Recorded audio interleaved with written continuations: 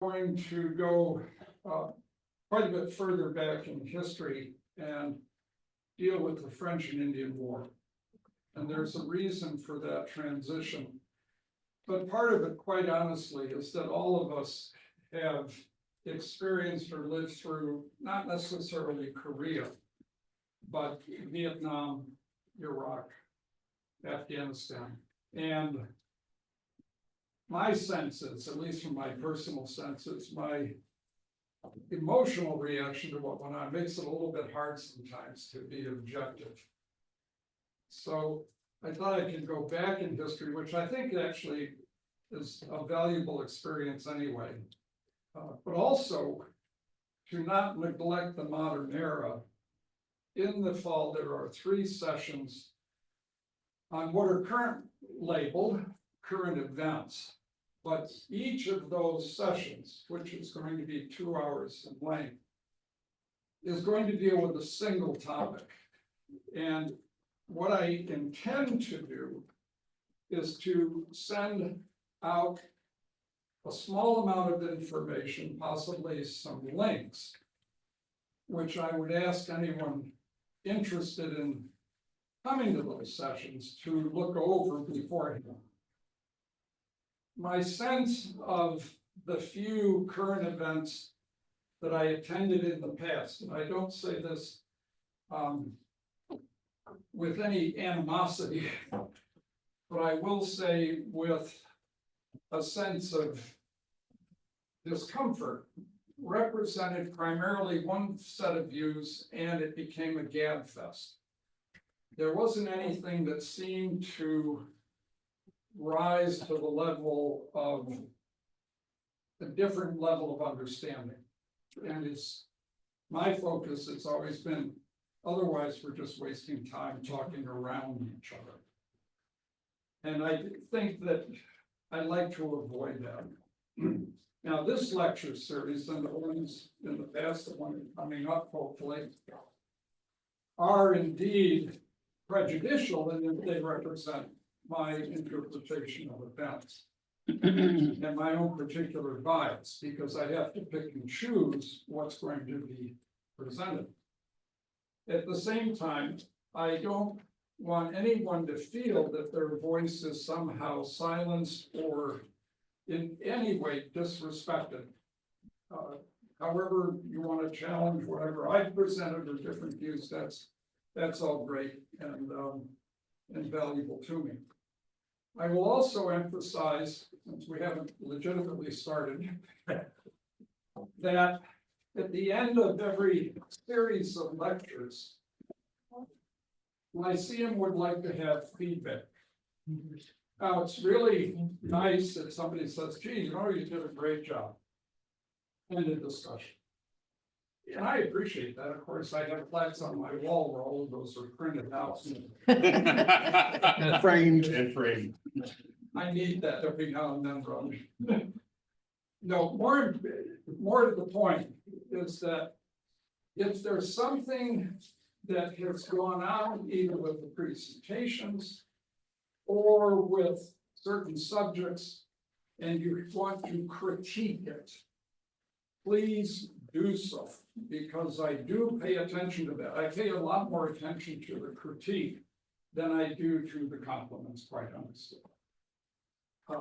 Although as I said, I'd like to put the nice comments up on the wall.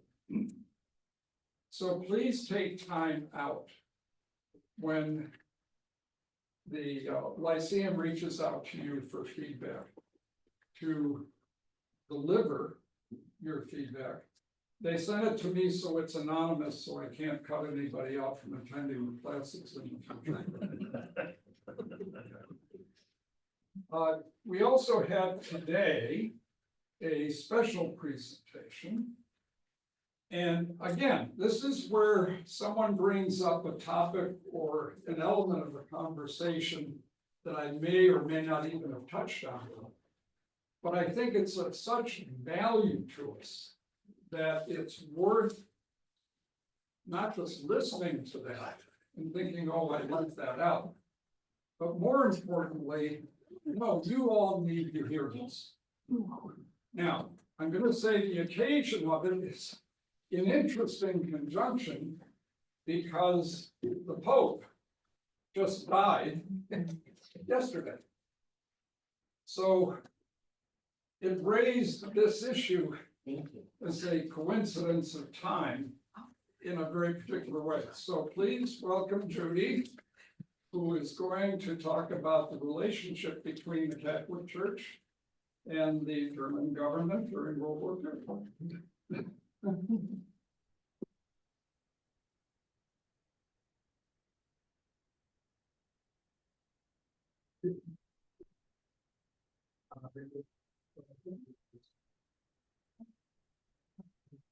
You know how to turn it on, Judy? You just Well- press that button, Will it record properly?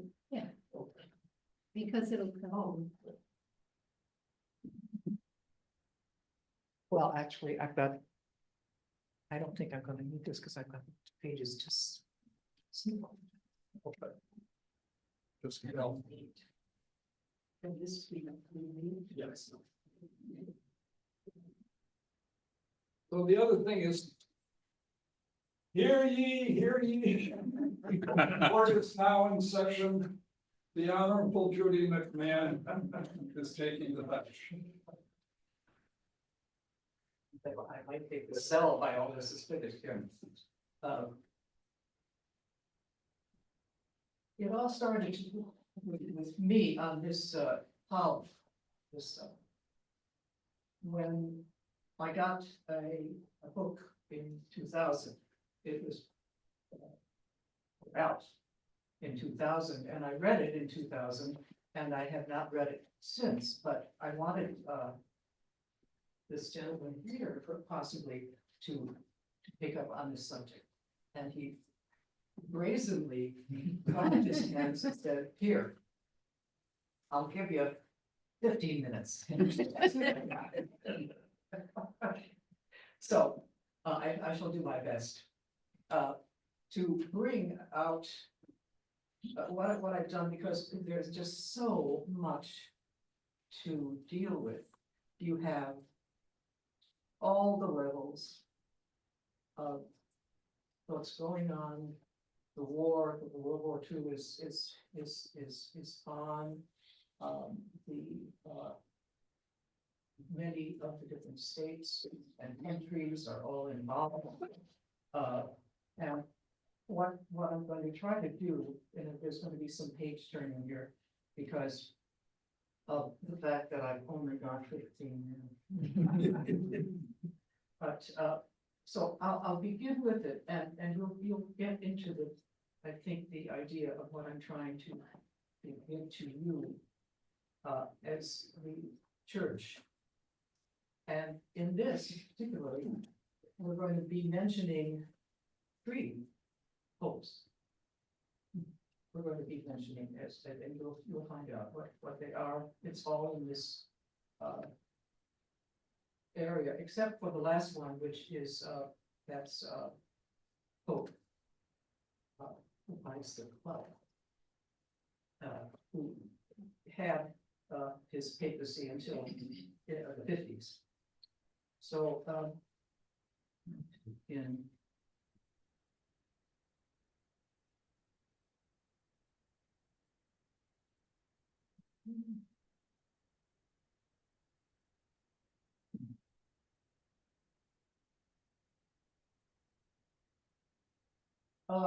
this particular book, it deals specifically with the Catholic response to the Holocaust. And through the forum, I found that, well, you know, all of us, Pope Pius the 12th did relatively little for Jews in their hour of greatest need, and that ordinary Catholics did a great deal more. It is never I'm talking as the author, my intention to write a book solely about Pius the 12th, response to the Holocaust.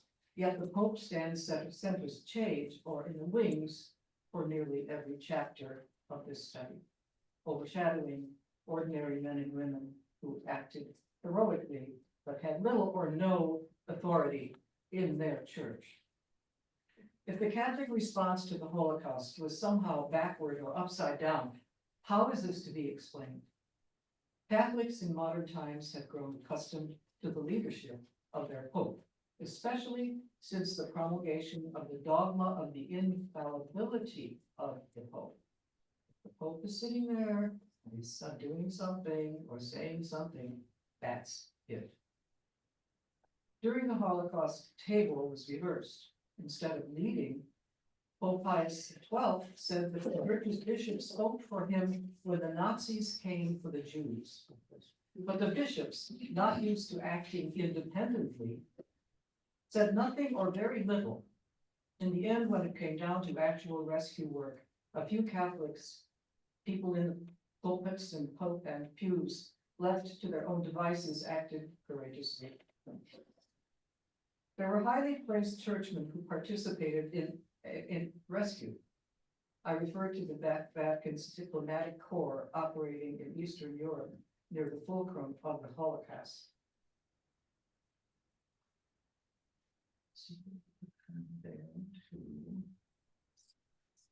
And there was another thing that was had its strength of what it was to this thing that we're doing, as in civilization, how it's changing, but it's the fear of communism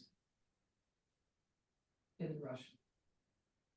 It was a thread that ran through Pius XII's papacy, filled with anxiety about communism spread into Central Europe during the war and its successes in Western Europe after the war.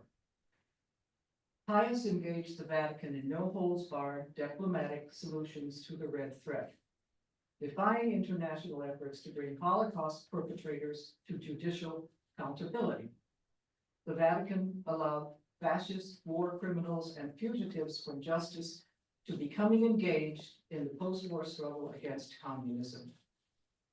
The ethical credibility of the papacy fell to its lowest level in modern times.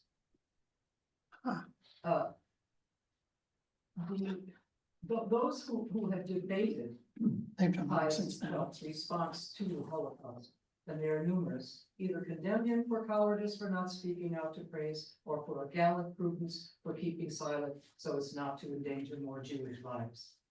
It's useless to debate what would have happened if Pope Pius had spoken out in language that directly challenged Hitler.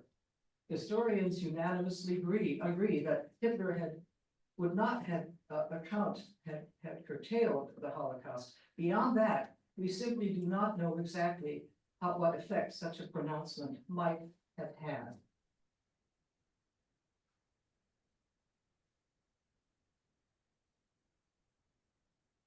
European Catholics towards Jews varied considerably on the eve of the Holocaust. Anti-Semitism, it is true, was prevalent everywhere, but the kinds and degrees of anti-Semitism differed widely from east to west and from north to south. Scholars have pointed up to the vehement anti-Semitism of the Church Fathers and have drawn up, according to comparing anti-Semitic policies of medieval Christian rulers with those of the Nazis. Although these facts cannot be contested, traditional Christian anti-Semitism did not cause the Holocaust. However, along with more modern varieties of anti-Semitism, it conditioned some European Catholics to become part of Hitler's murderous machinery. The Vatican itself was a principal reason why Catholic attitudes towards Jews lacked uniformity. Although the Church has defined the dogma of papal infallibility in matters of faith and morals at the First Vatican Council, which was way back in 1870, the popes did not speak officially about Jews. In fact, the Holy See's attitude appeared to be changing under Pope Pius XI.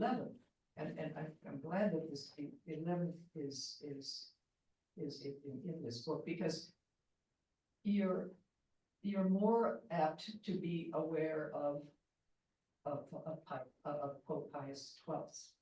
But Pius XI was very different, and that makes it all the more interesting. Let's see what we got. The Holy See's attitude appeared to be changing under Pope Pius XI. And he served as Pope from 1922 to 1939. Under Pius XIII, he was 1939 to 1958. This shift meant that even if the Vatican had possessed the influence to dictate Catholic feelings toward Jews, which it did not, little attitudinal change would have occurred. Still, the promising direction that Catholic Jew issues had taken under Pius XI, only to end abruptly under Pius XII, had positive and negative effects on how Catholics responded to the Holocaust. Just what was this new direction of Pius XI, and what evidence was there for it? Perhaps anticipating fascist anti-Semitism, the Vatican issued an important statement on anti-Semitism in 1928. The directive brought no ground theologically, referring as it did to the Jews as blind for rejecting their Messiah and as the former people of God, but it condemned all anti-Semitic hatred and stated that the Vatican wished to protect Jews from unjust treatment. Acting consistently with the 1828 directive, Pius XI published his famous encyclical in 1937. If anybody can work German, you can help me with this. Mit brennender Sorg, which condemned racism, but not Hitler or National Socialism.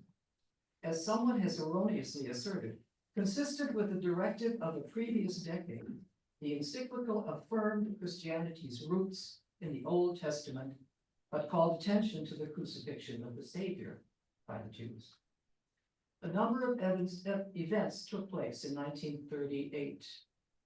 That was a terrible year, which indicates an increasingly confrontational attitude on the part of Pope Pius XI toward fascist racism. The Anschluss, or the Nazi seizure of Austria, occurred in the spring in conjunction with what Hitler made a triumphant entry into his former city of residence, Vienna, to welcome him. The reigning prelate of that country, Cardinal Theodor Innitzer, rang the bells of the city's churches and flew the Nazi flag right along them. Furious at this, Pius, this is the 11th, ordered Innitzer to Rome for the dressing down, which was communicated in detail through diplomatic channels to the United States so that the world governments would know where the Vatican stood regarding Hitler's Germany. Shortly thereafter, when Benito Mussolini decked out Rome's streets with Nazi swastikas on the occasion of Hitler's state visit in May, the Pope snubbed the directors by leaving the city because he couldn't stand any relationship with Mussolini. How are we doing? We're all right. While Hitler was still in Rome, the Vatican newspaper, L'Osservatore Romano, carried a front-page article roundly condemning Nazi racist ideas about the purity of blood and forbidding Catholics to teach such notions. So that gives you an idea that the Pope was trying to get something done, something that had to do with bringing down these terrible things. I can do one more paragraph. Oh, okay. But summertime, Pius was warming even more to the task. after the Italian government put out a racist declaration in July. Pius XI pointed out the contradiction between Catholicism and racism to two audiences. To the one group, he said that Catholic meant universal, not racist and separatist. A week later, Pius told a group of 200 seminarians that there was only one human race, and that Catholic action of religious activists is only one human race, and that Catholic action of religious activist group should oppose racism. Now, both addresses were published in L'Osservatore Romano, that was the newspaper. Pius then resolved to speak authoritatively about the problem of anti-Semitism and racism. We know this because in August, Pius XI asked American Jesuit John Lafarge to start work immediately on a draft of the encyclical on racism. I wonder if I could just there's a bit of what can I say? It could make a good movie. I just put it that way. This was about a draft that was made in November, and the Pope was expecting the draft of an encyclical on racism, which he had commissioned in August. Now, this is the Pope Pius XI. Unbeknownst to the Pope, one of the draft's authors, American Jesuit John Lafarge, had already delivered to the general of the Jesuit Society, Vladimir Ledukovsky. When the co-author of the draft, German Jesuit Gustav Gundlach, attempted to find out why the draft had not been forwarded to the Pope, Ledukovsky gave him no explanation and told him that he need not concern himself with the matter anymore. Nonplussed and disillusioned, Gundlach wrote to Lafarge, expressing his fear that the draft had fallen victim to Vatican intrigue occasioned by Pius XI approaching death because he was very ill. Adding that his deep trust in General Ledukovsky, I have enough Polish in me to handle it, well, had turned out to be misplaced. One more. Lafarge and Gundlach decided finally to bypass their superior, Ledukovsky. The strategy worked, but the manuscript evidently did not reach the Pope's desk until weeks or days before his death in February 1939. With Pius too ill to make whatever changes he felt necessary before publishing the encyclical, it ended up as unfinished business immediately after the Pope died. The manuscript is. Thank you, Judy. I'm sorry that. Thank you. I hope that it's made a little bit of interest in you folks because there's just so much to tell. Well, it's pretty clear from the things that you were saying. There are also lessons about how, we'll call them underlings without disparagement, can sabotage the desires or agenda of their so-called supreme leader. Michael? Yes, Can I make a comment of course. on this? The whole notion of papal infallibility occurred around 1870 because of the unification of Italy. And the Vatican had to give up an enormous amount of land. So the trade-off was, we'll give you the land, but we're going to be infallible in terms of matters of morals and spirituality. Right. So it was only about 60 years old. So this whole notion of infallibility hadn't really settled in. The second point I would like to make is that if you tour Germany, you realize in the north is primarily Lutheran and in the south is primarily Roman Catholic. And there has never been any comparison as to what the relationship was of the two different German religions with the anti-Semitic aspects of Nazism. Right. And the third point I'd like to make is that even in this country, I remember as a youth, that was in the 40s, there was a phrase in the Easter liturgy about perfidious Jews. Right. And at the end of every mass, it was Savior of the world, save Russia. But as 5 years old, I didn't know why we were trying to save brushes. Gene, if you would turn, yeah.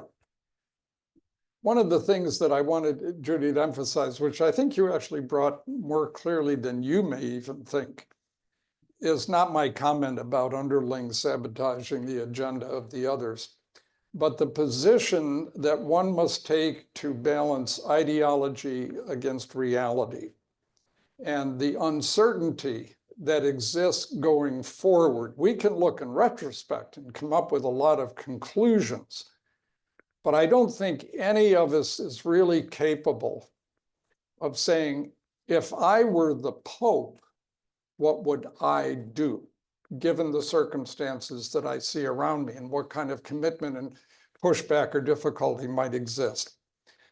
It's also the tenor of my lectures that I always try to present, not necessarily always clearly, that we, in reviewing these particular events and knowing the sequence, the consequences of any particular action, tend to remain very passive in understanding what the outcome might have been had there been different options. Now, the lecture today takes a little bit different trend or direction compared to the previous ones, because I've basically concluded most of the military aspects that were involved with the last lecture. But I want to highlight a couple of things, because within my own family, I remember having this discussion with my mother about whether or not the United States was justified in dropping the atomic bomb or bombs. And she was adamant that it was unjustified. You know how that can work? You can try to present a different side, but ultimately, once a decision has been made in one's own mind, the question then arises, what am I arguing with you for? Am I really going to change your mind, or am I going to change my mind? And there's a story I can tell about that very different issue. I'll encapsulate it here just so we understand where I'm headed. If we want to compromise, and I'm going to be a little prejudicial in saying this, with the Taliban, right? You say, listen, we got to sit down and decide, you're part of this country, you're part of the political process. What kind of compromise are we looking for? Well, we'll only hang homosexuals on Monday. We can have free speech on Tuesday. And we'll only hold municipal elections on Wednesday because it's already determined that the theological head is going to run the country on Thursday. Well, we'd look at that and say, don't be silly. But the reality is there are lines you draw, each of us individually, through our society, through our government, through our religion, whatever it is, where we say up to here and not there. A hard and fast line. The leaders, seeing victory coming their way with the inevitable defeat of Japan, are faced with some questions. And the questions are, how do we ultimately end it?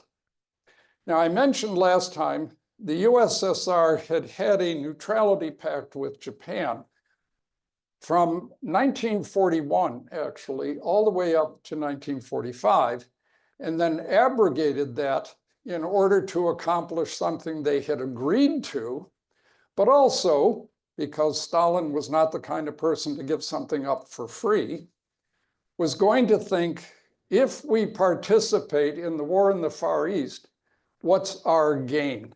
Where are we going to establish control? This slide shows that of this particular date, the areas under Japanese control and the bypassed areas. So while you see in the lower segment, and I'll see if I can just highlight it here, the Carolines, for example, well, actually, Palau was taken eventually by the Allies, and Ulithi, which is up here, also taken, but the rest was under Japanese control. The Marianas, yes, we had Guam, we had Tinian, we had Saipan, but we didn't have the rest of them. And of the volcanic islands, we had Iwo Jima, but not the others. So this is just an example that a large territory, as I showed with Germany, remained under Japanese control. And the question facing leaders, political and military, is what's going to happen to all that territory that's occupied by the Japanese? We know from experience the Japanese do not surrender. So are we going to have to invade all of that territory and crush all the opposition to truly end the war? The consequences could last for years. Or is there some other means? Well, one possibility is invade Japan, because if you take the home country, then you could expect the whole edifice will come crashing down.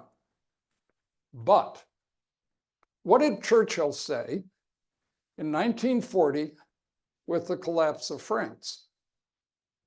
Not just we will fight them on the beaches and so on and so on and so on. He was going to take the government to Canada. He was not going to surrender even if the home island was lost. Who's to say the Japanese wouldn't do the same? So you're facing that issue. Now, I brought this out each time because in each portion of the lectures that I've presented, I've wanted to bring or highlight something important. This is the way in which the matter must be viewed. It is to no purpose.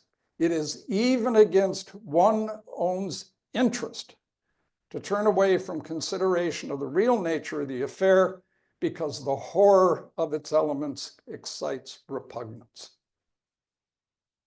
If you remember the discussions on what happened on Saipan, when civilians jumped off cliffs, women carrying their children, or blew their families up with grenades, what are you going to expect to happen when you go to the home islands? That seemed to be the best target, however. So in that, several operations were planned. Olympic to go to Kyushu, which was the southernmost, you'll see that in a minute. Then Honshu, where Tokyo is, and other islands if needed. This shows roughly the circumstance of Operation Olympic here and Operation Coronet here. They would be run sequentially, as you can see. Notice the following. March 1946. How long do you think it would take to conquer Japan? Would it happen in a week, a month, a year? What kind of resources are you going to need to proceed? The troop list I mention here, again, I tend not to read the slides because sometimes they're too congested, but the black parts are worth looking at. For just Olympic, that's going to Kyushu. And if you look back at the map that I showed just in the preceding slide, we weren't going to take all of Kyushu. We were going to operate a sufficient amount of territory that we could put air bases in there that would be relatively safe from artillery attacks, Too much drinking this morning. But notice 1,000 ships, 750,000 troops, and nearly 1,000 aircraft of different sorts. And then months later, you would put together what looks like just 15 divisions. That's the initial landing force. But you're going to need 2.5 million troops. And notice the number of aircraft carriers, 40. Just gives you an idea of the degree of concentration of effort that would have to be brought forward in order, with your best prediction, to be able to manage it. The reasons behind it are these. Look at the casualty estimates in particular and why the Americans and the British were going to participate. Would expect the following resistance. Okinawa, 12,500 Americans killed. There was approximately 40,000 plus injured. 100,000 Japanese died. Practically every Japanese soldier on Okinawa died. And tens of thousands of civilians. What was happening in Japan itself? Mobilizing all able-bodied civilians and remaining troops. 5,000 kamikaze aircraft. And the Kaiten was that suicide torpedo that I mentioned, where you put somebody in charge of a torpedo and you're taking it into a ship. Casualty estimates, just military casualties, 1 to 2 million. Remember, you'd have to practically kill, by their expectation at the time, every single Japanese soldier, right? You're not going to kill 500,000 and the rest are going to give up, okay? You got to kill them all. And what does that mean in terms of civilian casualties? 5 to 10 million. Why? Because they literally were arming women and children. And they were being inculcated with the same fear of what the Americans would do to civilians as was the propaganda on Okinawa and Saipan and other places where civilians committed suicide. Because we were brutes, we would rape, we would torture, we would murder indiscriminately. Now, I just bring this up simply because the different scenarios compare invasion with some high estimates compared to what it would cost to drop the atomic bombs. Now, dropping them did not guarantee Japan's surrender. Okay? So we have to keep that in mind. We don't know that that would have been the case, but you see the estimates and to some degree the reality of what was going to happen if we use the bombs. Now, if we use them and the Japanese didn't surrender, well, they didn't know we didn't have more of them and would continue to use them in order to reduce the number of our casualties at the very least. So, what else impelled the senior military staff and politicians to go ahead with a bomb? Here are some intercepts from our code breaking called MAGIC that outline some of the things which were occurring between Japanese diplomats in various locations to highlight whether or not the Japanese were moving towards surrender. There was some interest expressed, but there was a precondition. This is not a condition in surrender where you want a modification. This says we're not talking until you agree to this. So it reminds you of Putin's approach recently. Okay? So they'd even reached out to the USSR before they were invaded. But basically the USSR at this point, sorry about had and not received, basically said, listen, we're not interested. Stalin had other things on his mind and his agenda.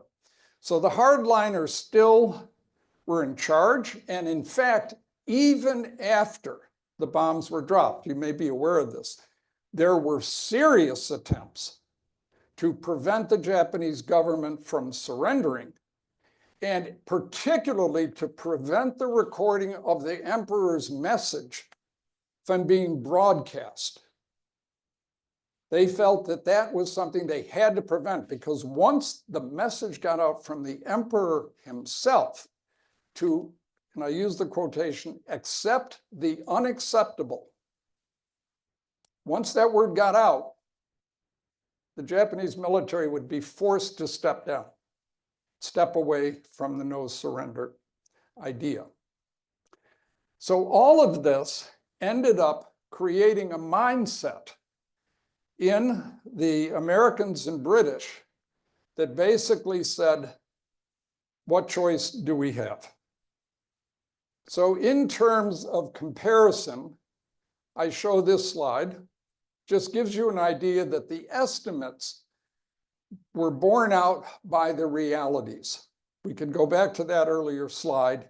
And of course, at that particular time too, the long-term, that is years afterward, implications of radiation exposure, particularly in the development of thyroid cancers, was something that wasn't appreciated. And that's why there's thousands more over decades. Now, there's both a moral and a strategic component to this. And the supporters of dropping the bomb used a number of these ideas to convince themselves that it was the appropriate. Save lives, less material loss, convince the Japanese that you've got to give up entirely. Remember the unconditional surrender. We're going to not want to inflict those millions of casualties on civilians, and we can avoid that. And I'm going to come back to it in a minute. We don't want to prolong the war because the destruction will be so complete that it will be almost impossible to rebuild Japan without a massive, massive effort. We'll come back to that as well.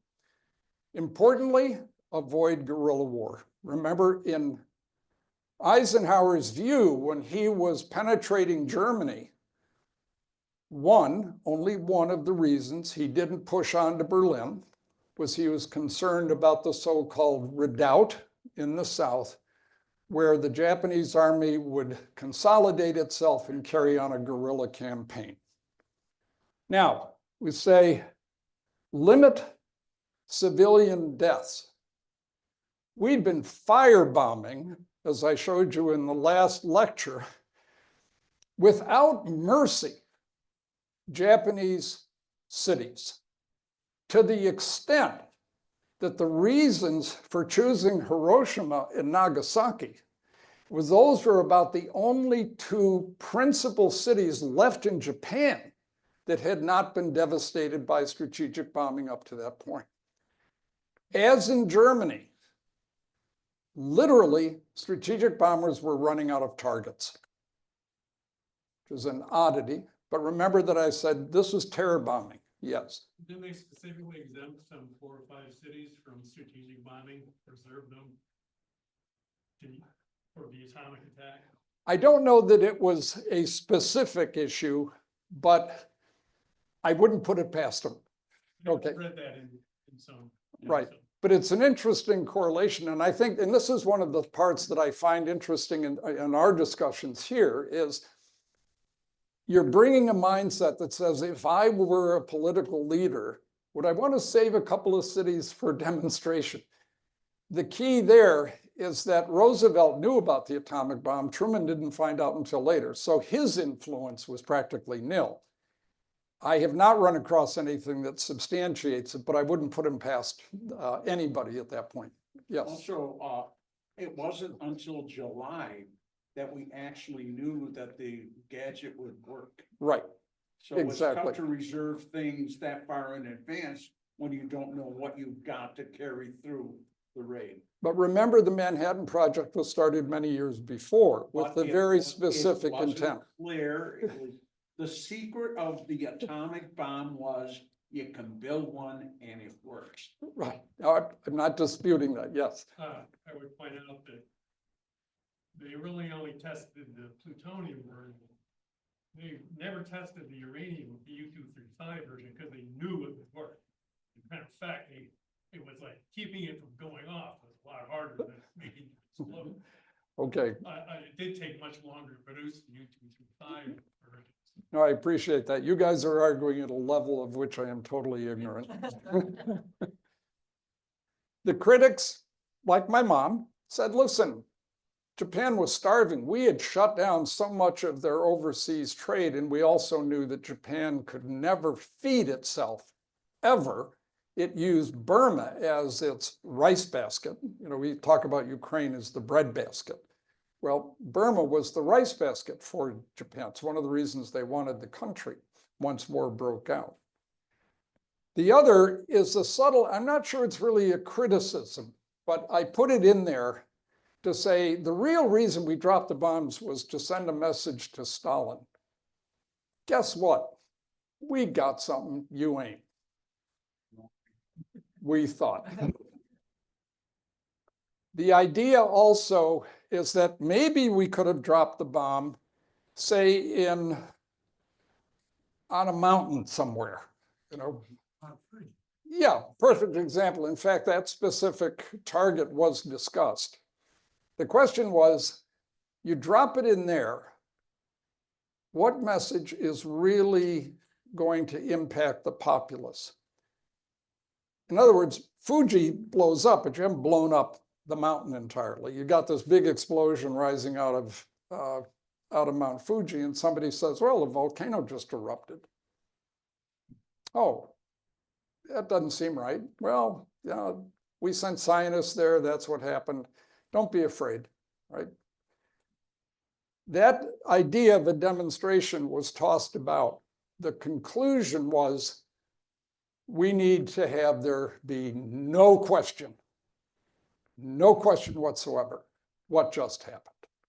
There can be no propaganda spin put on this. And since we were already killing civilians by the tens of thousands, this is no worse than that. In other words, if you're fried in a firebombing, is that any different than being blown to atoms by an atomic bomb? Now, obviously, we know that the Japanese surrendered, and this shows basically how the areas occupied by Japan were taken up by other forces, British, Americans, Australians, Russians, Soviets, I should be more precise, and how also certain places were split. So, for example, Korea and other places ultimately ended up the same way. Indochina was ultimately split, but that's after the French got their butts kicked. And we're not going down that path just yet. But what I want to show you is that all of this huge area had to be occupied. All the Japanese had to be disarmed, and they had to be somehow repatriated back to the homeland. And what this also meant is that the indigenous populations, lacking their previous colonial governors, now had this brief moment of saying, now we can be free as well. Except the world transformed enormously after this. We're all pretty much aware of it, so I'm not going to get into a lot of detail on it. But I want to emphasize a couple of critical points, and I bring this back again. Because in that opening sentence that you read at the top, war is not merely a political act, but a real political instrument. Now let's take that just a little bit deeper. Something sounds rather trite, but now what we have to remind ourselves is, what does it mean to have a political solution? Every conflict in history ends with a political solution of some sort. That means those in charge, when we're dealing with civilizations in particular, and you can go back 3,000 years to the Sumerians and the Hittites and the rest of the Egyptians and so on. Ultimately, the elites decide the outcome. World War I looked as though it might have been negotiated because Germany wasn't taken over, but instead the political elites, the victors on the Allied side, said, no, you don't participate in this discussion. We're simply going to tell you what the outcome is. Similarly, with unconditional surrender, we're going to tell you what the outcome is. But without some level of compliance by the population being impacted, then all you end up with is a guerrilla war. And it may not be pretty, as happened in Indochina. When the French tried to reimpose something and the Vietnamese said, we're not having it. Okay, we're going to act differently. We're going to insist on our independence. So the idea behind looking at this consequence is the same issue we're facing right now, literally this past week, in discussions between the Trump administration and Putin and his designees. And how are they going to come to a political solution to a military conflict? And we can talk about any of a number of other situations that are in that same boat or category. The other part I want to address before we get to the second hour is the consequences of this war viewed from a little bit different perspective. As you'll see on the right, blood is the price of victory. Again, from Clausewitz. The idea here, excuse me, is for us to understand just how destructive this war was. We all know it was horrible for a lot of different groups. But I point this out because of the part you'll see on the right in the greenish color. That's a male green, because I don't know how else to characterize those things. You'll see that 62.5% of the deaths were civilian deaths. Not necessarily all combat related, starvation, accidents of some sort or other, but deliberate brutality was one of the hallmarks of this particular conflict. And I used this word in the past about total war. I'm going to take a quick step back just so you remind you of something. Back in the 1600s, in the 30 Years' War that took place in Europe, it was so destructive among the civilian, we'll call it the civilian, the peasant population, that the monarchs who were engaging in this conflict said, listen, we're killing too many peasants, so when I take land over, there's nobody there to farm it. We got to find a way out of this.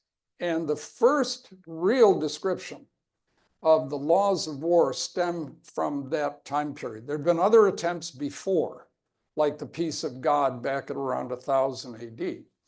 But the point was that, listen, we got to leave the general population alone, or it's pointless. You just inherit a desert. And that was an old Roman phrase that some of you may recall.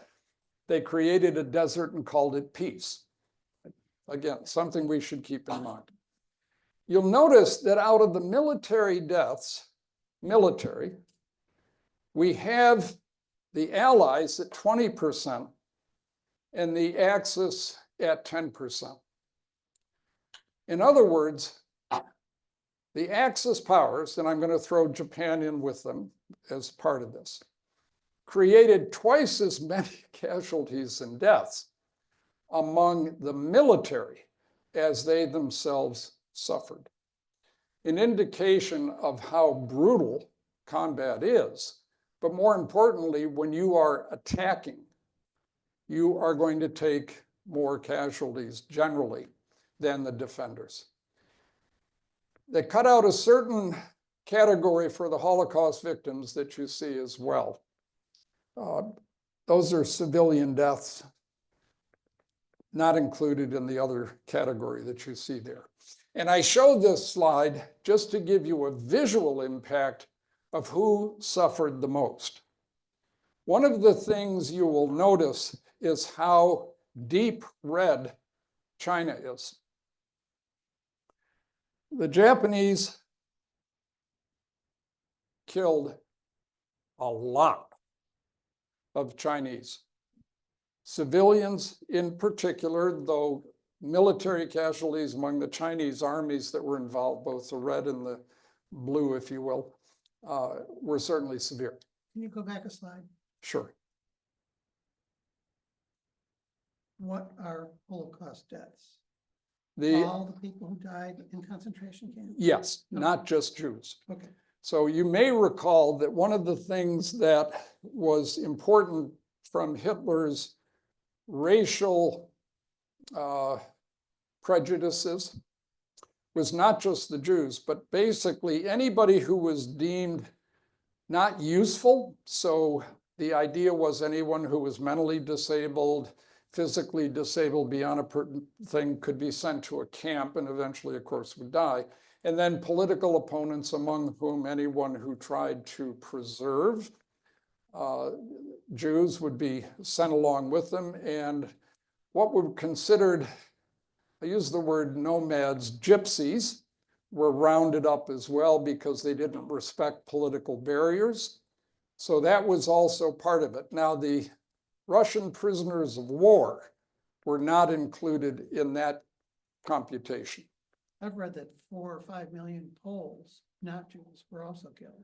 Yes, the brutality that existed was not limited, though the key difference there was the Poles were targeted because of their nationhood and their opposition that had existed throughout the conflict, even when they were taken over by both the Soviets and the Germans in 1939, and their continued opposition throughout. Also not included in here are those who were killed off somewhat indiscriminately by other Axis powers.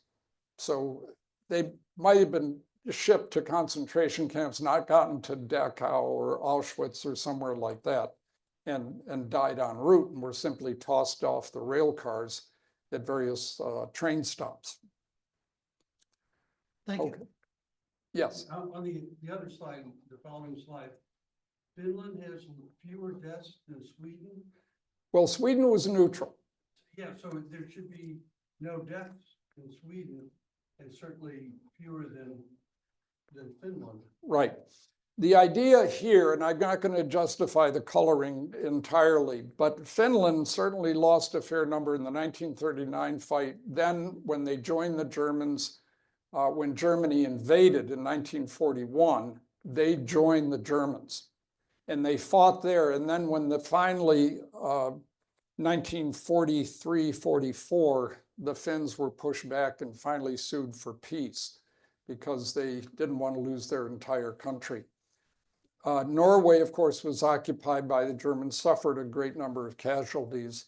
That has Sweden and Norway as the same amount, and Denmark actually fewer than Sweden. Well, this is Finland.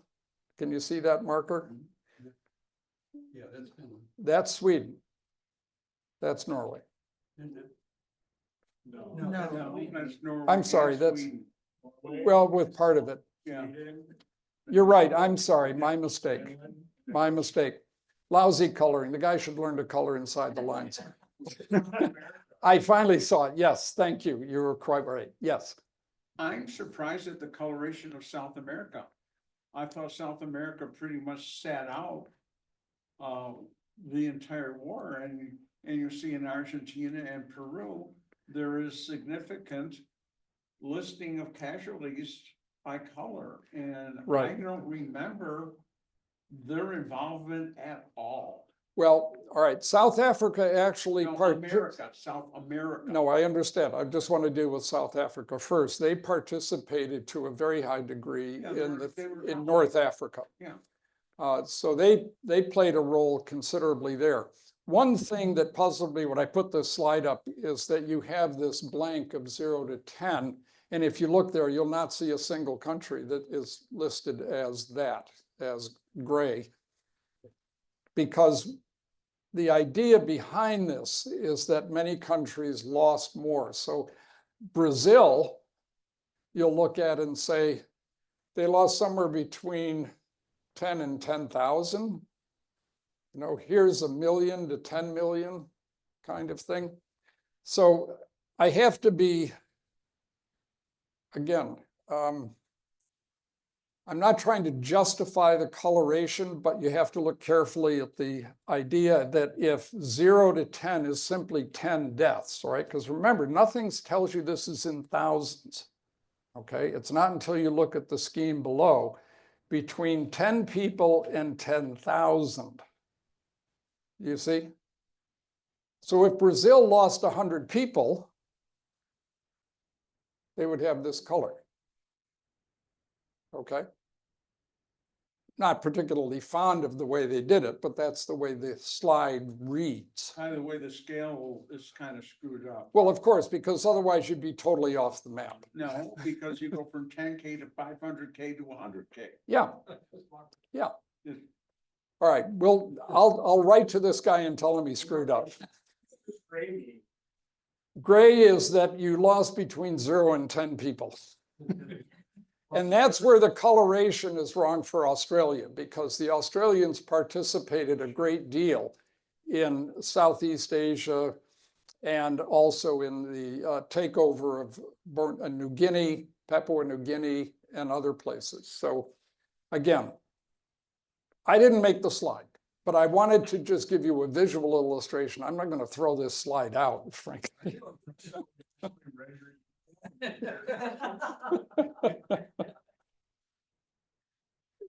This is another way of looking at it. And again, don't have to worry about in terms of reading the whole slide, and I won't read it to you, but I want to point out this. Look at India, 2 million to 3 million. Mostly civilian deaths from famine, war-related causes. Here's the number for Poland, Germany. Notice Germany's losses. Out of a population of about 65 million. But look at the Soviet Union. The numbers are all over the place, but 24 to 27 million. That's upwards of 12% of the entire population of the Soviet Union, not just the population of Russia in 1940. Okay. That's an extraordinary degree of loss. Yugoslavia, over 1 million. Look where we are. Fewer deaths than were suffered in our Civil War. Okay.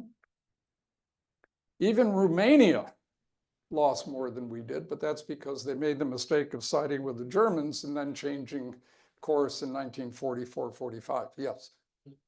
So sidebar is Britain, France, United States, Canada, we put a lot of effort into casualty evacuation, immediate triage, immediate healthcare. A lot of people would have died in access forces, but Right. survived the war. Yes. And that is an excellent point to make, because one of the consequences, to just jump ahead to our Vietnam War, is that if you were wounded on the battlefield, you had a 97% chance of surviving. Something that was extraordinary compared to the previous conflicts, including Korea and World War II. And that's because we emphasized triage and rapid evacuation to get guys out. That's how much effort we were willing to put in. Okay, now this other part, I'm going to go through quickly and then we'll take the break. But the reason I put this up is it's extremely difficult to compare the dollars spent back then, 80 years ago, to now. And in trying to find a way to put these numbers together, the best estimate that I could see was total global cost of the war, 1.1 trillion in 1940 dollars, 15 to 20 trillion today. That's bigger than our, well, it's not as big as our national debt by a good deal. But the point I try to make is that this was a huge impact, and a lot of this money, in a sense, was used to create all the different munitions and pay salaries and the rest.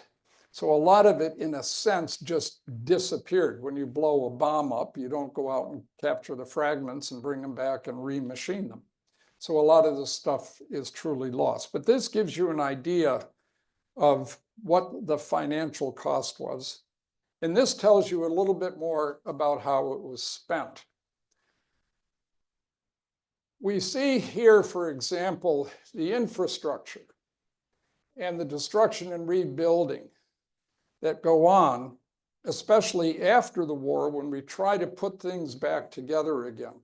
It would take an enormous amount of money for that to happen. This number, I'm not sure I buy entirely, where you see 50 billion in supplies, 700 billion in today's dollars, because 700 billion is, to me, an estimate that's a little bit on the low side. That actually we spent much more than that, but it gives you an idea of construct. What were the economic consequences of all of this? Massive national debt, the shift in global economic power. The United States had been seen as a powerhouse after World War I because we did not suffer any direct impact from the conflict itself. And the population lost at the time was nowhere near what it was for France, Germany, or Great Britain. But then we fell into that disastrous depression. And because our economy was tanking, there's still a lot of argument about whether it was World War II that actually got us out of the depression by increasing manufacturing jobs and getting people back to work and circulating more and more money. But there was not much question that after World War II, we were the top dog by far. Although it says later the Soviet Union, what one has to remember is that most of the economic regions in the Soviet Union that were productive up to 1945 had been taken over by the Germans, and in their retreat, or as well as in their advance, everything was destroyed that was thought to be of use to the enemy. So as the Germans advanced, the Soviets destroyed. As the Germans retreated, they destroyed what they could. So the devastation in the Soviet Union was huge. And yet, remarkably, their rebuilding put them into second place a number of years later. The post-war reconstruction, as we're talking about there, 13 billion, that's in 1940 dollars. A whole lot more. This just gives you a little bit more visual understanding of the financial cost. And again, these numbers are the old numbers, $1940. We've already seen the 12 to 13 times that number. And I bring this up because I just thought it was fascinating for the following reason. You see how many ships we build, all right? Right now, the entire United States production of shipbuilding is 1/10 of 1% of global tonnage. 1/10 of 1%. One shipyard in China produces more tonnage each year than we have produced since World War II. That's how much things have changed. These slides, while they're complicated, and when you get the recording of the lecture, you can go back if you want to look at them more deeply. But here's the point I'm trying to make as well, because we learn about the cost of modern weapons, and we think, why do they cost so much? I mean, after all, we built all those aircraft carriers in World War II, and we didn't spend the kind of money we're spending on one of them today. Well, Yorktown class, yeah, 1930s, 19 million. Today's dollars, $500 million for a 20,000 ton carrier with 8,000 tons capacity that it could load.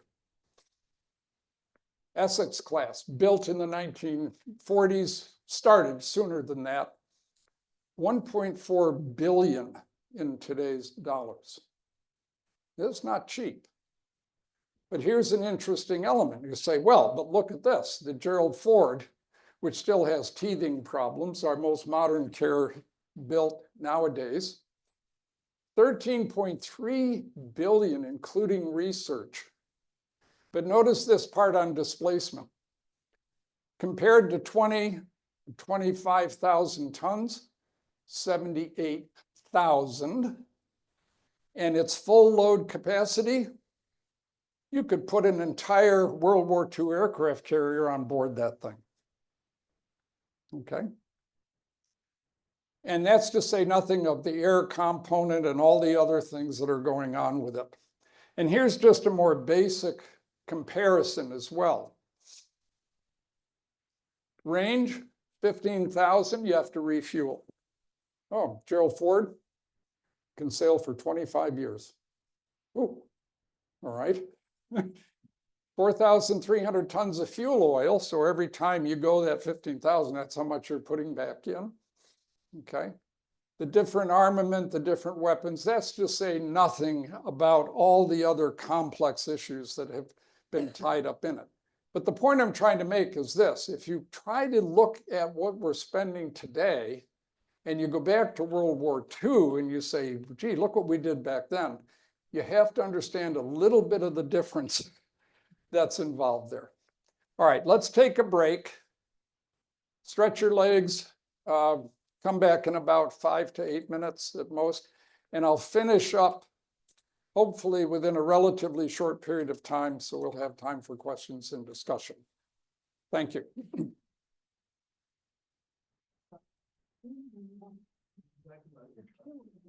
Wow, it was a bad time. No. He wasn't come out. Strong because we had all those. So when is the reunion? What?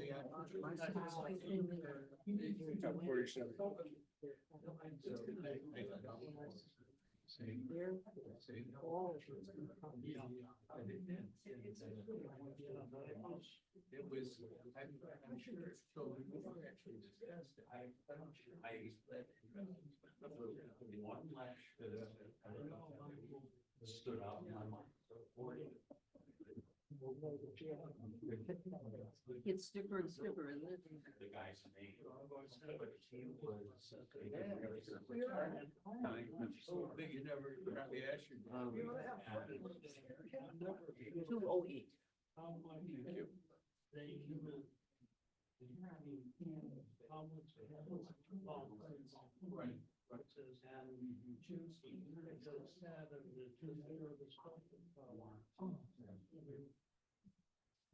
I think I wrote way through your papers.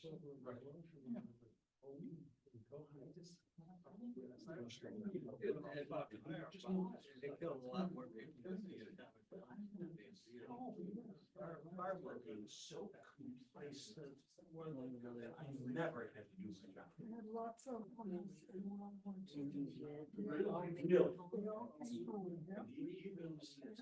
father couldn't go because he was very, I lived in Bethlehem.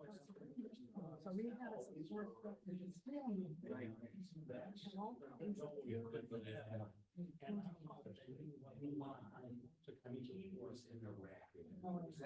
They were just pretend or actual? No, they're just pretend.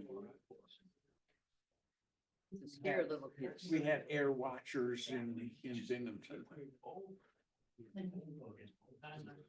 For those German attack planes that had a range of 14,000 miles. And they had that many. Yes. I remember some guys. Their sons had X-ray. And then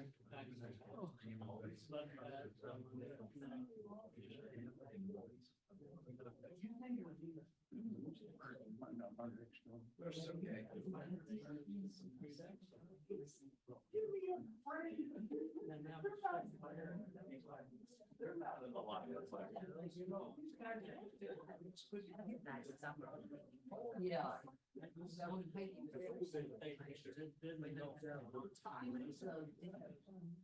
they wouldn't have, but they do. It's more, I know somebody that. You know, some sort of. Well, we know that. Yeah, whatever she had. And that was.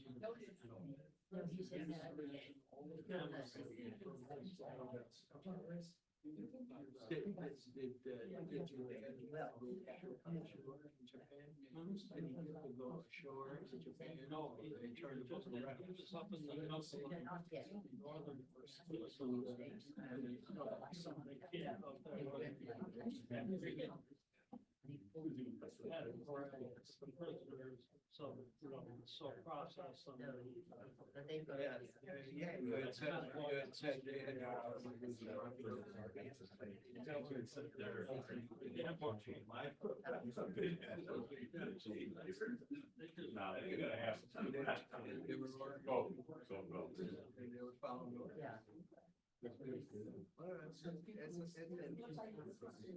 I wish I had.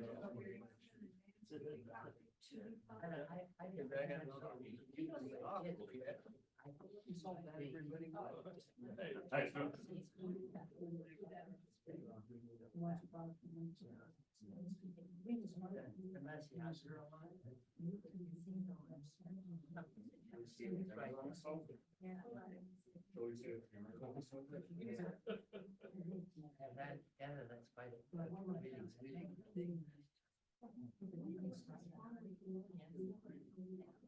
Yeah, they put it in executive bench. Stuff. I've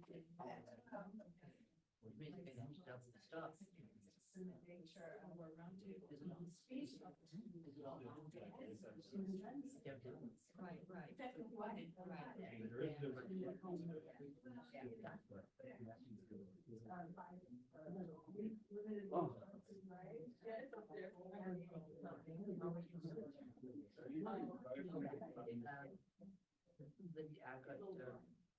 with me right now, leaving tomorrow, and go play the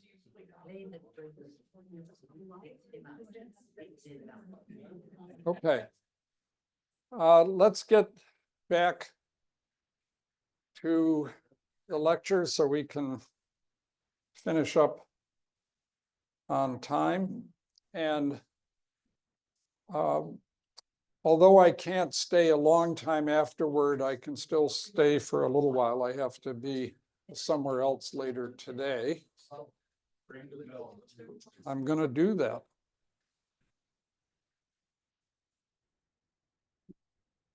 Okay.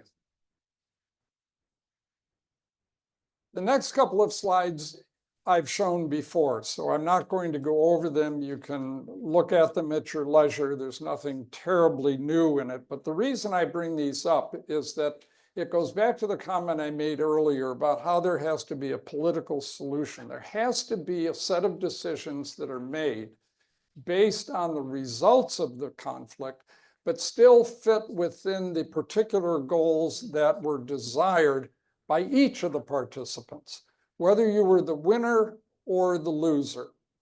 So I mentioned these as we go with the Yalta Conference, where FDR still could participate. And notice the one particular thing that I included here: prevent the Red Army from occupying Central Europe. Why and how would that actually ever occur?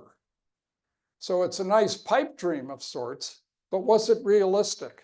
Were the political leaders, Roosevelt and Churchill, going to force their military leaders to drive as far as Central Europe to keep the Red Army, as they called it, really the Soviet Union, from incorporating them?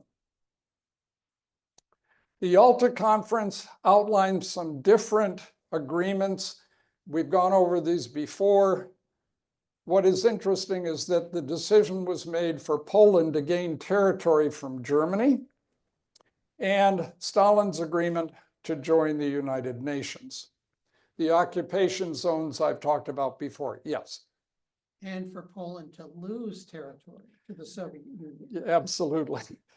Remember that the Soviets took over half of Poland roughly in 1939, just as they ended up controlling the Baltic states. They weren't about to give that up just because.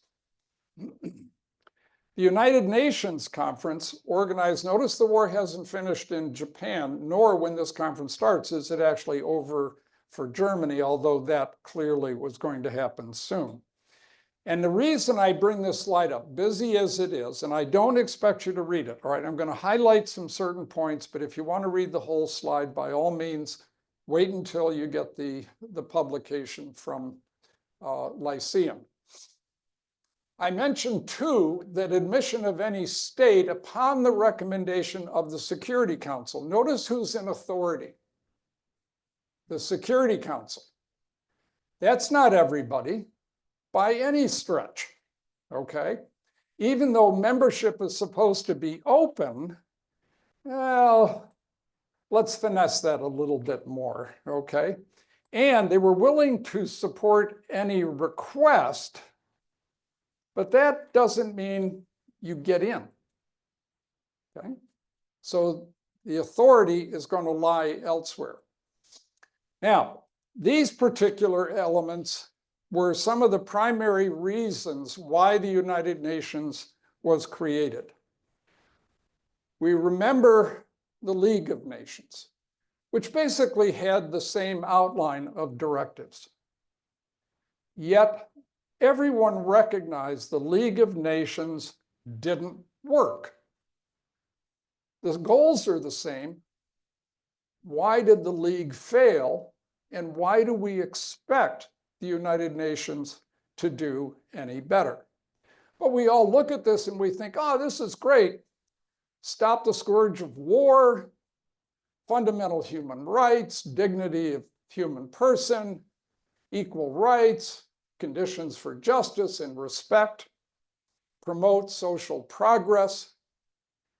And Jim, you'll hit this in your lecture beautifully as to how there's a disconnect between the values that are coming from the West and our attempt to impose these on other cultures that have little to no experience with them, much less any agreement with them, having lived for centuries in a very different matrix. But the United Nations is supposed to promote social progress, better standards of life. Is that achievable even? We are now 80 years past the foundation of the League of Nations.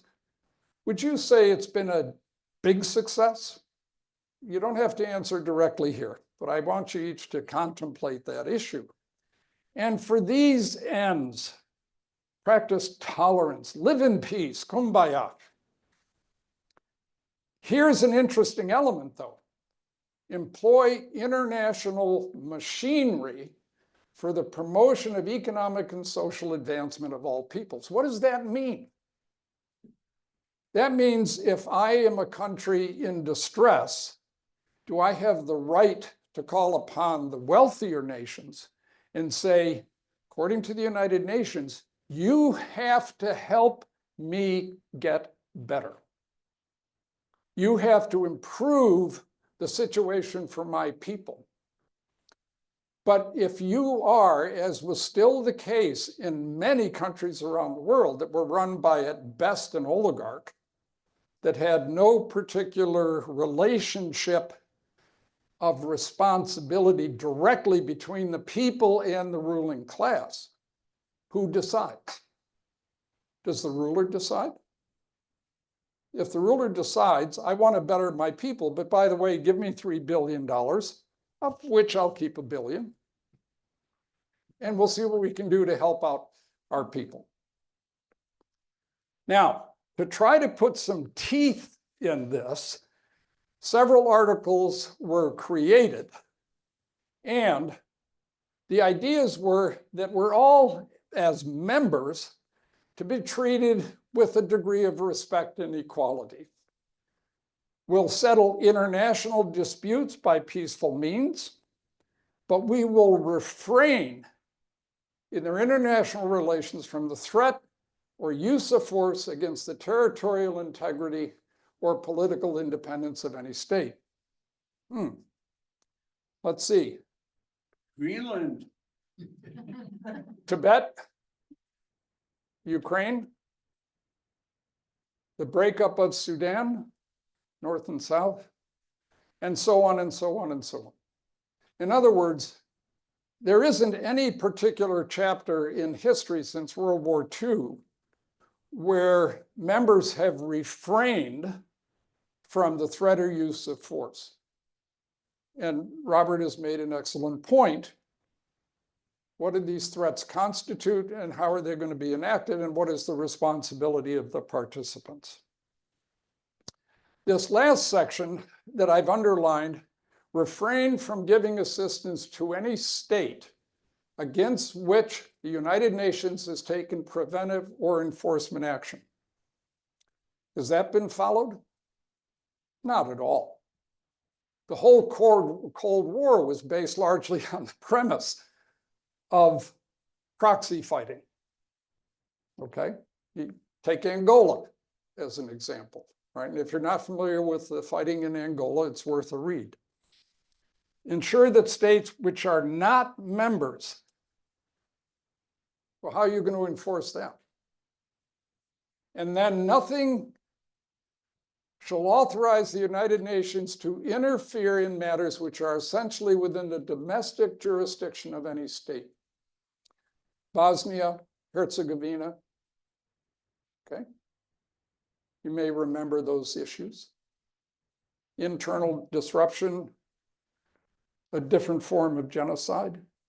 This principle, if adhered to, would have said, had everybody known what was happening in Germany with the Jews in particular, you know what? That's your problem. Interesting. But that's in our United Nations Charter. As far as I know, there's no amendment. It says, oh, but. Well, the alternative is to give up our constitutional prerogative, which is one of the objections to the UN, is that we have to have sovereignty over our own actions. That's a perfect example. And it correlates with the initiatives you guys haven't maybe heard about, but during the last administration, we proposed to the WHO, the World Health Organization, a series of amendments on how to control the issue of a pandemic. And in that, if you read the proposal, which I did, it's not just listening to news and having somebody say, oh, this is going to happen. No, read the proposal and find out what it says. And basically it says the WHO, under the authority of the head of the WHO, right, an unelected official, okay, can demand that in the face of a pandemic, 5% of your GDP has to be spent to reduce the effect of the pandemic. And you have to grant licenses for production of medications without patent protection across any nation that wishes to produce it. And you have to ensure equitable distribution of that medication throughout the world. So your government is co-opted into sending, oh, you're not getting the medication. You guys can get it because what you would normally get if we were completely within authority, we're sending that to Belarus, just as an example, because they don't have it, okay? So what you describe is exactly the tension that exists when you try to empower a global authority, which is what the United Nations was intended to be, right, with certain prerogatives that can influence your own sovereignty at home. So now we end up saying, all right, League of Nations fell apart because there was no enforcement. Okay, sorry about that. And within the United Nations Charter, make recommendations or decide what measures will be taken in accordance with other articles further down, which basically constitute military force. But it doesn't necessarily mean what happened in Korea, where the United Nations stood against the North Koreans and then against the Chinese in order to try to preserve that nation. More importantly, it said basically, we can call upon you and you'll have a certain requirement to provide military support. So it's an interesting little spin, right? And it's quite separate in its intention from the creation of NATO. Now, the next slide, remember, this was started during the period in which populations had to be shifted all over the map. So it may look a little disconnected with the next couple, but I just want to bring them out as we'll see it. By 1950, 12 to 14 million Germans had been displaced. You may remember under the Morgenthau plan that I talk about being harsh, that the deindustrialization of Germany and the carving up of Germany and who would control what was such that some estimates ranged as high as 25 million dying, which I think in retrospect would be quite unacceptable. But there was no prohibition on shifting millions of people from what had been their homesteads back into the new political boundaries of Germany itself, which were redrawn by the victors. If you need another example of that, you can go back to World War I and look at what happened in Turkey, the Ottoman Empire. It was fragmented and broken up, and all of these little Balkan states and others were created out of the Austro-Hungarian Empire. And shifting, trying to get ethnically compatible groups together. For the Japanese, most of them were being repatriated back to Japan. Thank you.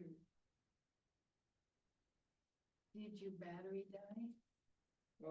Yeah, but that's okay. Oh, I didn't yell. Now just think in terms of what it takes, in this case, of repatriation of Japanese. But to go back to the preceding slide, how do all those people get from where they are to where you want them to be? You just say, you're gonna walk, you're gonna find your own food and water and shelter when the weather turns inclement? Or are we going to transport you? And then if we transport you, where are you going? And once you arrive there, even if we set up some kind of internment camp, can we manage 13 to 15 million people? How is all that to be taken care of? Well, most of those were under Soviet control, and about 1 million died. Yep. And they don't own anything in Germany. And those all are important parts where the ideology also fits in, because at least technically, for communism is that the state owns everything, because you as a participant own everything. But even though you own everything, you have no control over it. The state does. It's an interesting paradox. Whereas the West behaves a little differently, and then when they're trying to repatriate or determine what they're going to do with the Germans flooding into West Germany, who don't want to be under Soviet rule, and you have property rights and things of that sort, how do you fix that? You begin to see some of the ongoing complexity if you were put in charge and had to fix the problem. The occupation zones I've shown before, the reason I mention this is that the French took some of the British and American zone that they were to control because de Gaulle said, listen, you know, we fought, they had a French army join the Allied army, and we're not going to stand by and let you keep us out of this. So, okay, and the Soviets said, okay, they can have an occupation zone, but it comes from you guys. I'm not giving up anything. This shows the supply routes to Berlin. And the reason I show this, I'm going to flip back and forth here a little bit, is Berlin is deep within what we now call East Germany, or called it back then. But it was carved up into Allied zones, as you see depicted here. But because there was no clear line of support, and Stalin certainly didn't like the idea of the Western Allies having half of Berlin, there had to be an agreement about supply routes that you see here with those 3 lines in the center leading to Berlin. This did not sit well with Stalin. And some of you may remember, I'm going to go past that slide, sorry, that Stalin would take some action against it. Already, though, within just a year of the surrender of Germany and less than a year for Japan, Winston Churchill gives a speech, which many of us have heard about this particular phrase, an iron curtain has descended across the continent. Now, what we're looking at here isn't just the succinct nature of Churchill's comment. What we're looking at is that it's already been established, certainly in Churchill's mind, actually back from the 1930s, but increasingly even among the American leaders and the French and others, that communism represents a very distinct threat. How is that to be dealt with? First, you have to make the problem clear. And that's something that Churchill was very able to do. But at the same time, when I showed you earlier slides of how much damage the Soviet Union took in terms of manpower and finances and the destruction of villages and cities and towns and so many other elements, plus the huge loss of population, how is it that the communists represent a threat? And How are we to respond to that? And then remember, we have the United Nations Charter. We're supposed to play nice with everybody. We're supposed to be partners in ensuring peace around the world. Isn't there a way we can find a compromise that allows us to live in peaceful coexistence, even if your philosophy is a little bit different from ours? And I go back to our example of the Taliban being in charge here, and you have to figure out how you're going to manage that. But this is further down his speech. And I brought this up because of the following. On this fourth line, the old doctrine of a balance of power is unsound. Now, if we delve into that a little bit more, we see what he says, the temptations to a trial of strength.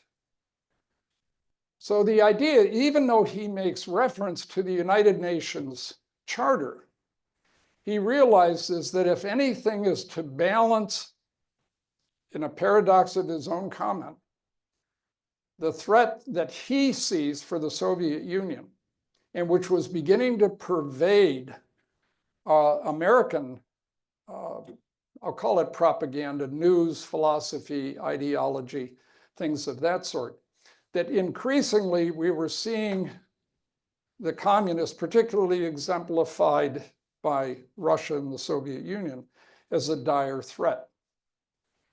Now, how do we respond to that? Well, the first thing that triggers a huge level of concern was shutting off those supply routes to Berlin, Stalin figuring once those supply routes are shut down, you're going to have to abandon the city. And that doesn't happen. But when we say that he did this purely to drive out the Allies from Berlin, we have to think about his side of the story. I'm not using it as a justification that I accept personally, but I'm looking at it from his perspective, because if you take an action, you have a goal in mind. He was willing to risk a conflict, a military conflict, if the Allies decided they would force open those supply routes, that they would actually attack the Soviet Union with conventional forces to force their way to Berlin. What else happened? The Americans and British combined into this Bazonia. Okay, whatever. The French were going to join it, but these here are of particular significance and not apparent to most all of the histories we'll read when we learn about the Berlin crisis in particular. And that is, the Allies are going to create a new currency. And this will affect what happens on the Soviet side and could severely damage their ability to keep their economies moving in the right direction. What else happened? Well, the Berlin blockade was probably the most serious initial event that triggered an Allied response. And I'm referencing the Western European support countries. But I want you to also notice the Malayan emergency in 1948. Indonesia declares independence. Stalin installs communist governments. China falls to Mao. And Greece has finished up a civil war between the communists and those aligned with the king of Greece at the time. So there appears to be no ending to the conflicts that are going on, the killings that are going on, based on ideological principles where one side seeks dominance over the other. And I've left out the whole issue of France going back into Indochina. So go back, I'm sorry. So NATO was formed, notice the date, April 4, 1949. Now you're Stalin. The Berlin blockade didn't work. Insurgencies that you're promoting around to basically, this was the message they were using to get you free of colonial dominance and achieve your own level of independence with our assurance of your security and control. But now NATO is formed. You think, why'd they do that? Well, I use this as some of the justification on the part of the West. But now think about Stalin's position. It's been invaded twice by Germany from the West. He doesn't fear Mao invading in the Far East. He knows he's in a lot of economic difficulty because of all the rebuilding that has to be done. And he knows, even though he won't admit it, how dependent he was on the West for supplies, particularly trucks and food. Now there's NATO. Oh, they say it's a defensive alliance. Yeah, right. Is that really why they did it? How do I respond to that? I do this. Okay, you got one, we got one. Balance of power. The very thing that Churchill said didn't work actually has to work. And Stalin isn't about to let himself get undercut. Now, he dies in 1953, so the actual formation of this goes to Khrushchev. But the point is that that ethos exists. And remember, in any conflict by any sides, if you don't understand what the other side wants, and you understand what you want, then you end up with a mess afterward once the dust settles. So the victors thought the United Nations would be the answer. But within a very short period of time, you see this fragmentation occurring. Yeah, the United Nations is a nice place to sit and chat and, have some conversations informal conversations among contestants to this and that. But ultimately, the hard part comes down to your ideology, your perception of strength of your opponent, and your own understanding of your own strength, and vice versa from the other side. The formation of the Warsaw Pact was seen as a direct challenge to the West, but the West started it in terms of time, okay? So it's kind of hard to be too critical. Now, I'm going to end up here with just the following, and I'll leave some time for discussion, but I wanted to re-emphasize a couple of points that I try to make through all of these lectures. The perception of the importance of ideology. Every conflict, as I talk about, is based on a political disagreement that ultimately is resolved through force unless other appropriate non-violent measures can be established. But the only way you can do that is if you're willing to sit down and talk to your perceived opponent and figure out where the hard lines are and where the softer lines are. Now, an example that I've used in lectures in the distant past, if you look between the North and the South in our Civil War, 1820, 1850, we had compromises. We were able to find some gray area where we could reach a level of agreement. But after 1850, what laid open? There ain't no more room. And as Lincoln himself said, basically, we're going to be one or the other. There is no in between. So ultimately, how any of us decides personally, much less what we support politically, comes down to that kind of perception. How much are you willing to give up in order to accomplish a particular goal that you would like? The other part that I discussed at some length at different times, the changes in military technology.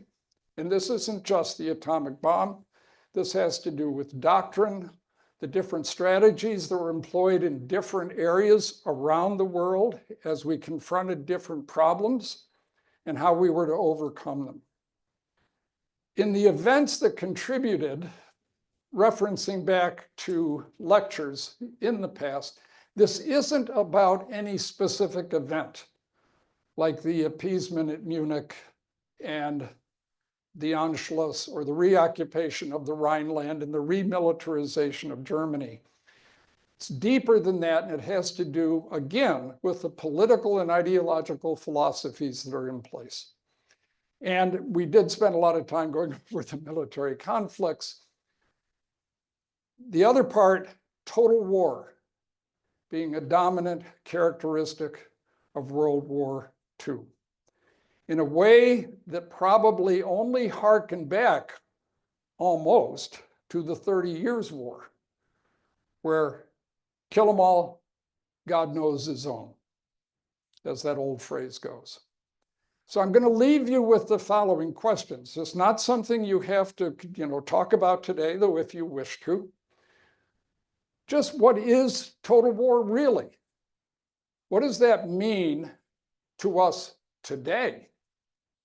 As we see conflicts brewing, particularly the tensions with China, right, as opposed to Russia, those fall into, in my mind, in somewhat different categories. The question is, what does that really mean in a commitment of an entire population to be engaged in the war? One thing we did not do was do that with Vietnam. Okay? We inflicted total war on the Vietnamese, but we did not engage ourselves in total war. Remember that Lyndon Johnson's Great Society was being implemented just as we were escalating the conflict in Vietnam, right? As an example. What about our commitment in Iran or Iraq or Bosnia and Herzegovina and so on? We were able to engage in violence, but without any real commitment on our part, any real depth of commitment by the population at large. Did the United States even engage itself in total war in World War II? Because we never suffered the damage to the homeland that practically every other nation, major nation involved did. Okay. Under what circumstances would you practice total war? Would it take an invasion of the United States? If not that, I'll throw a postulate out because some articles I've been reading recently are raising this as a real concern. What if Xi determines that the window's closing on the opportunity to take Taiwan? Are we willing to commit ourselves to that? We're not going to invade China, right? That's not on the table. But China has nuclear weapons. If they threaten to use them the way Putin has, he's blustering for the most part because he knows he can't win that fight. But the point is, that would bring everything home right to us. Has any administration laid out clearly what its concepts are of our national interests? Doesn't mean you agree with them, right? But you have to keep that consideration in mind, or any judgment you make about any administration falls by the wayside because they haven't revealed to you what it is they want as their fundamental goals. So Chamberlain, before World War II broke out, goes to visit Hitler, and he comes home from Munich and says, I have a piece of paper signed by Herr Hitler himself. This is peace in our time. For about the next 3 months. okay? So the idea is, what commitment to those national interests are we willing to demand of the people we elect to represent us in our government? And when someone we don't like or even despise has achieved that pinnacle of power in the United States, what's our level of commitment? Only opposition, depending upon how bad the threat is? That may be the answer. Or it may be, we got to suck it up and deal, all right? Because that's the real world that we're in right now. Going back, I throw out the rise of international communism because the Comintern was established in the 1920s. And that placed active, we'll call them cells because that's part of how they were developed, in nations around the world to promote communism within a nation. We have a communist party here in the United States. They don't do much when they come to an election, but they've been running in elections for decades, or elsewhere across Europe and things of that sort. It's a bit fanciful for me to put questions 6 and 7 about could the war with Germany have been avoided. But if you read histories, you will find a number of comments that say it could have been. Okay? When?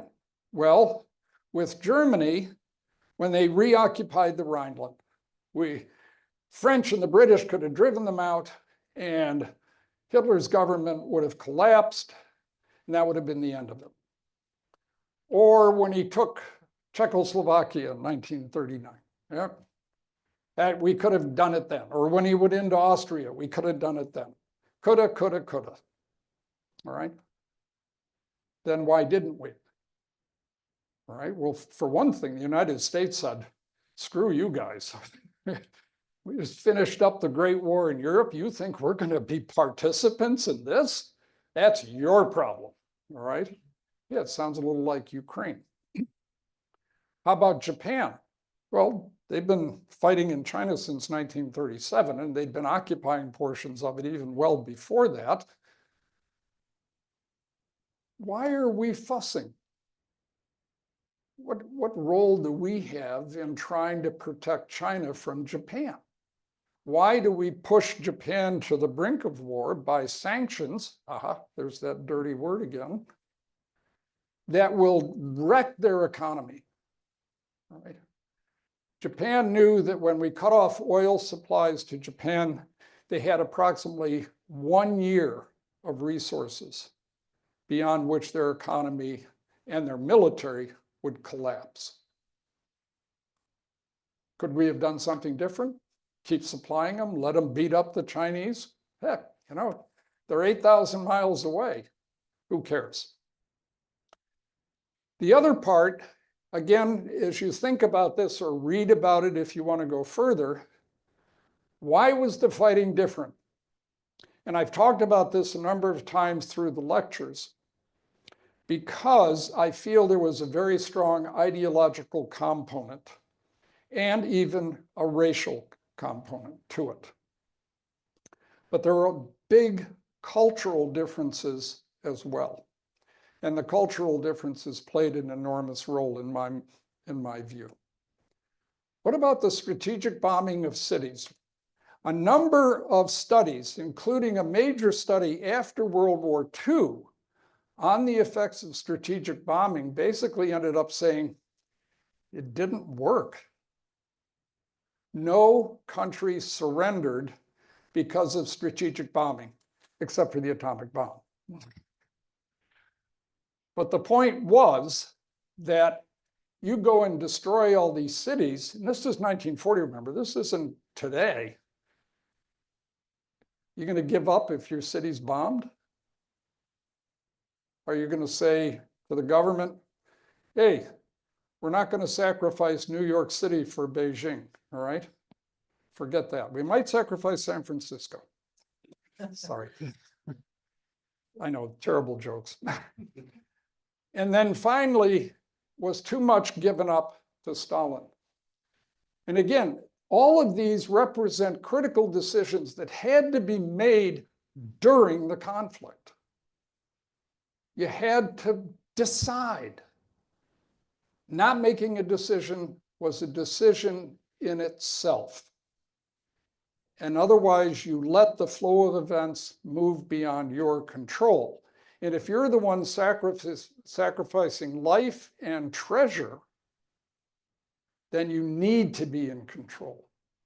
Or others are just going to take from you until you look in your wallet and say, oops, now I'm in trouble. All right. I want to thank you again for your attention through all of this verbal abuse. I hope it's been of value to you. I hope that with translation into our modern situation, we currently are facing domestically and internationally, that some of the concepts I've tried to bring forward here will at least color what you read. And remember, one of the most critical things you can do is to look at what the other side is saying, not because you're going to accept it, but you have to understand the positions so you can navigate whether you want to go in the form of negotiation or it's going to come down to fisticuffs. That's kind of where things sit. So again, thank you all very much.